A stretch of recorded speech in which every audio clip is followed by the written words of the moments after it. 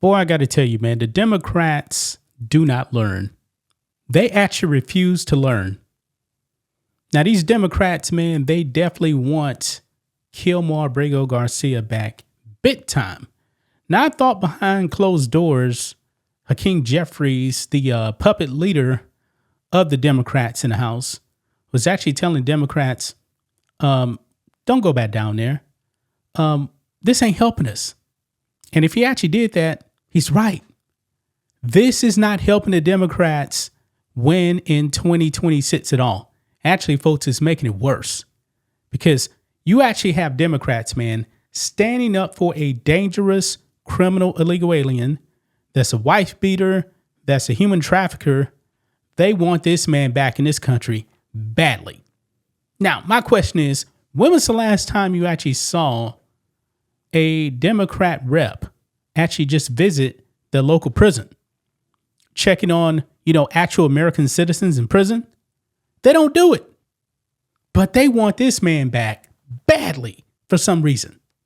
I mean, he is safe and sound back in his home country of El Salvador.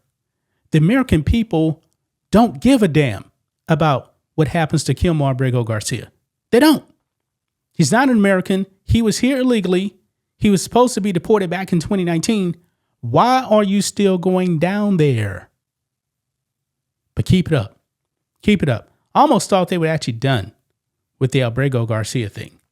But oh no, another Democrat man went to El Salvador and guess what? He found out. Denied access to the quote unquote Maryland man. And boy, the language of these Democrats, man, when it comes to this guy, one person actually called him like a citizen. No, he's not a citizen. But now you have woke rep Glenn Ivey actually calling the Maryland man, MS-13 gangbanger, illegal alien, white beater, human trafficker, his constituent. I'm not making this up, guys. I am not making this up. Let's get into it. Right over here on X, man. This is Rep. Glenn Ivey on his X account right here. He actually calls Kilmar Abrego Garcia his constituent. He writes, "Today I was denied access to my constituent, Mr. Kilmar Abrego Garcia. If there's nothing to hide, cut the crap. Let his lawyer and I check on him." No. Kilmar Abrego Garcia is a citizen of El Salvador, and El Salvador can do whatever they want with him. Okay? And by the way, he's getting destroyed on this thing, man. 15,000 likes to 15,000 comments. Let's listen in to this right here. Here we go. I'm the congressman that represents Kilmar. I came all the way down from the United States after we'd contacted their ambassador, after we'd made formal requests to our ambassador to the El Salvadoran government. And we came here to visit him today. And now they're telling us we got to go all the way back to El Salvador, to San Salvador to get a permit. That's ridiculous. We ought to have a chance to come in and visit. They knew we were coming. They knew why we were coming. And they know we have the right to do this. So they need to just cut the crap, let us get in there and have a chance to see him and talk with him. We got his lawyer here. We got somebody from the unions here to talk with him. Let us in. Stop playing games. Let us have a chance to talk with him. Wait a minute, man. He actually said he has the right to see him? No, you don't. You, my friend, are not a citizen or politician in El Salvador. You have no right whatsoever to even be in that country. None.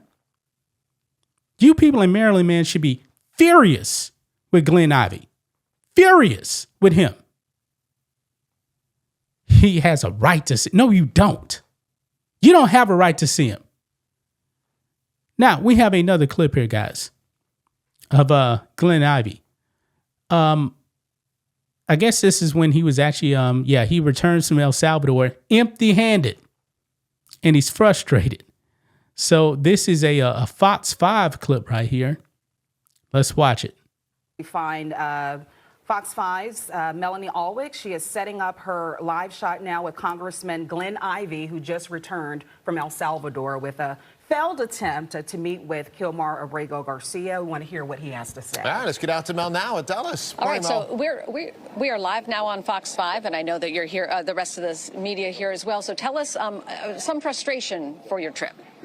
Oh, absolutely. I was very, not just disappointed, but angry, actually. I mean, we'd contacted the embassy to El Salvador. In fact, I met with them last week for about an hour.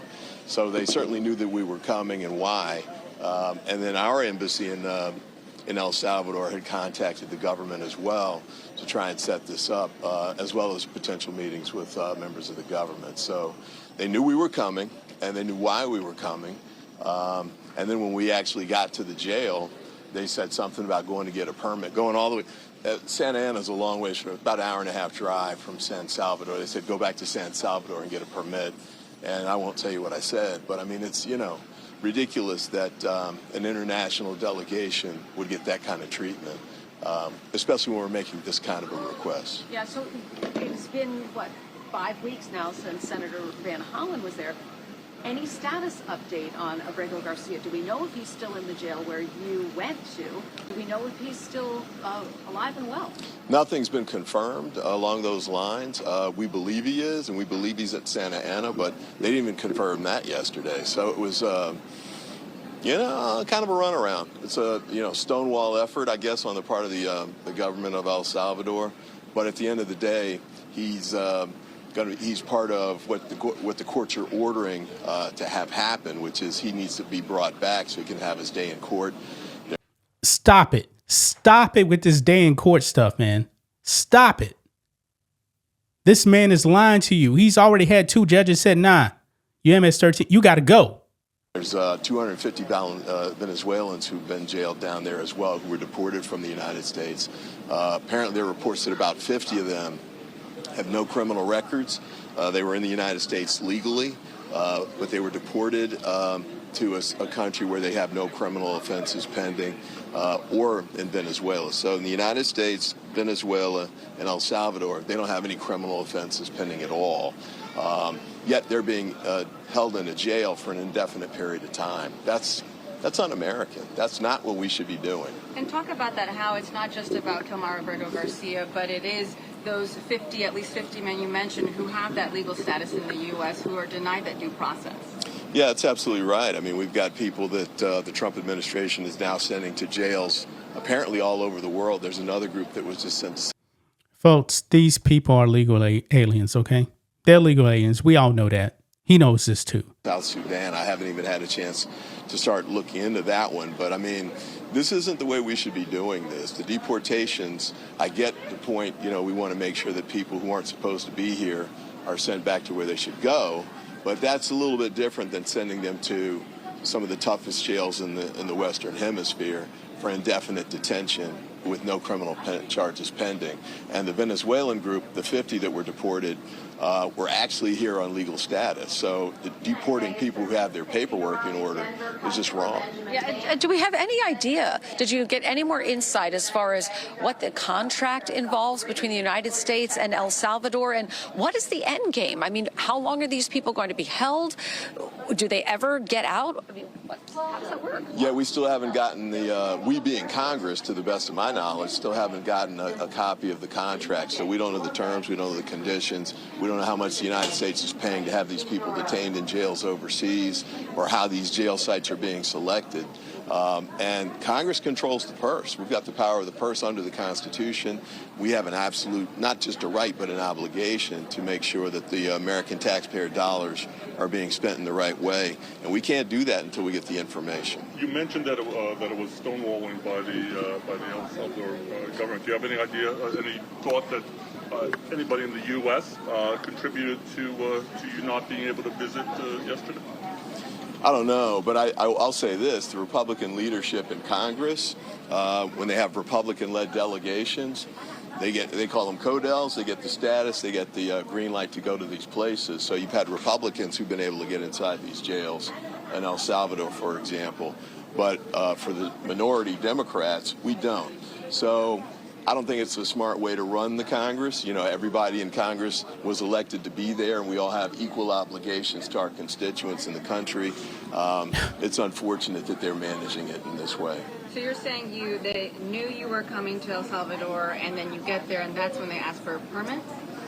Well, they said something about going to get a permit, but obviously, you know, the permit process doesn't make sense for an international delegation. It doesn't make sense. And by the way, when we were standing out there, the people who were waiting to see their loved ones, which is another weird story because a lot of times they don't even know which prison their loved ones are in, and they don't provide things like basic necessities. So these families buy these and take them to the jails, but since they don't know which jail their loved ones are in, sometimes they have to take them to multiple jails at the same time. So, but they told us nobody can get a permit to get in. They're not letting regular people in to see their loved ones either. So, you know, it was a clear runaround and not a way that a foreign government should be treating the Congress of the United States. Any sense of the people in All right, we're going to keep monitoring, obviously, the chat that Melanie and Yeah, so you saw that right there, man. You saw that right there. This man thinks he has a right to be in El Salvador, and El Salvador must bend the knee to him and let him see the Maryland man, Kilmar Abrego Garcia, who's safe and sound in a prison in El Salvador. I don't give a damn. I really don't. I'm pretty sure you don't give a damn either, man. Nobody cares about the Maryland man. He should have been arrested when he was actually human trafficking those people. Police caught him doing it, but the Biden administration, let him go. The Biden FBI, let him go. And these Democrats, man, want this man back badly. Democrats are not going to take over the House, man. Not like this. Hey, but keep going ahead. Keep going ahead. That's just my thoughts on this. What do you guys think of this? Black and White Network fans, let us know what you think about all this in the comments.